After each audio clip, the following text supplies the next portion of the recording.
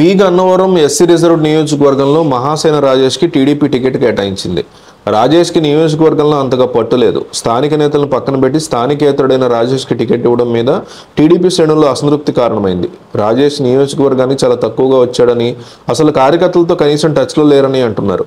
స్థానిక టీడీపీ నేతలు రాజేష్కి సహకరించడం కష్టమేనని ప్రస్తుతం ఉన్న పరిస్థితులు చూస్తే అర్థమైపోతుందంటూ కూడా చాలా మంది వ్యాఖ్యానిస్తున్నారు. రాజేష్ కేటాయించడానికి జనసేనతో పాటు టీడీపీ కార్యకర్తలు కూడా తీవ్రంగా వ్యతిరేకిస్తున్నారు. రీసెంట్గా అంబాజీపేటలో టీడీపీ నియోజకవర్గ సమన్వయ కమిటీకి సమావేశాన్ని ఏర్పాటు చేశారు. దీనికి టీడీపీ జోన్ 2 పరిశీలకుడు సుజయ్ కృష్ణ రంగారావు హాజరయ్యారు. టీడీపీకి చెందిన 4 మండలాల సమన్వయ కమిటీ నేతలతో సంప్రదింపులు చేపట్టారు. తొలుత ఆయనమిల్లి మండల నేతలతో చర్చలు మొదలెట్టారు. ఇందులో టీడీపీ సభ్యులు సమన్వయ కమిటీ సమావేశం జరుగుతోందని తెలిసిన జనసేన నేతలు హుటాహుటిన అక్కడికి చేరుకున్నారు. మహాసేన రాజేష్కి టికెట్ రద్దు చేయాలన్నారు. రాజేష్ గోబ్యాక్ అంటూ నినాదాలు చేశారు. కుర్చీలు బల్లలను గాల్లో విసురుతూ పెద్ద ఎత్తున నినాదాలు చేశారు. టీడీపీ నేతలు వారికి నచ్చచెప్పేందుకు ప్రయత్నం చేశారు. అయినా కూడా జన సైనికులు అక్కడే ఉన్న హరీష్ కాదు అద్దాలను ధ్వంసం చేశారు. వెంటనే టీడీపీ జనసేన నేతలు జోక్యం చేసుకుని సర్దుబాటు చేశారు.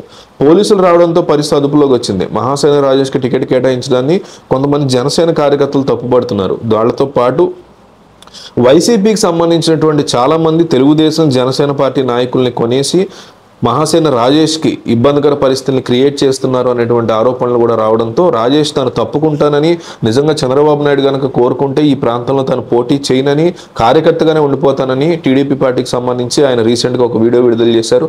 దాంతో చంద్రబాబు నాయుడే స్వయంగా రంగంలో దిగి పి గన్నవరం నియోజకవర్గంలో పర్యటన చేద్దామని, లేదంటే నారా లోకేష్ లేదా అచ్చెన్నాయుడు వీళ్ళలో ఒకళ్ళు పర్యటన చేసేటువంటి ఆలోచనలో పి గన్నవరం నియోజకవర్గంలో ఉన్నారని, ఇలాంటి అసంతృప్తులు రావడం సహజమేనని లోకల్గా ఉన్నటువంటి పి గన్నవరంలోని జనసేన తెలుగుదేశం పార్టీ యొక్క కేడర్ని కూర్చోబెట్టి మాట్లాడే దిశగా చంద్రబాబు నాయుడు అడుగులు వేస్తున్నారని, మహాసేన రాజేష్ యొక్క గెలుపు ఇక్కడ తథ్యం అంటూ చంద్రబాబు నమ్ముతున్నారని తెలుస్తోంది.